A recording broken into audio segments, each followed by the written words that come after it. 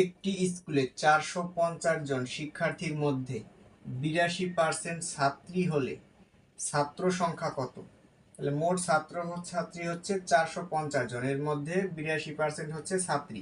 তাহলে এটা আমরা যেভাবে শর্টকাটে সমাধান করবো, এখানে মোট ছাত্রী আসে 450 জন, এটা আমরা গুণ দিব। এখানে আছে 82% ছাত্রী, মানে 100 জনের মধ্যে 82 জন হচ্ছে ছাত্রী। তাহলে 100 থেকে যদি আমরা 82 বাদ দিই তাহলে আমরা ছাত্র পাবো। তাহলে 100 থেকে যদি 82 বাদ দিই থাকে হচ্ছে 18, এই 18% হচ্ছে ছাত্র। তাহলে এটা আমরা এখন সমাধান করি। 450 গুণ 18% উঠানোর জন্য আমরা 100 দ্বারা ভাগ করবো। এখন কাটাকাটি দিই, 0 0 কাটা, 5 দিয়ে যদি কাটি 5 দুগুণী 10 আর 5 নং 45। এখন 2 দিয়ে 18 কাটলে 9 দুগুণী 18, তাহলে 9 নং 81। তাহলে আমাদের সঠিক উত্তর হচ্ছে অপশন 2, 81 জন। তাহলে 450 জনের মধ্যে 81 জন হচ্ছে ছাত্র।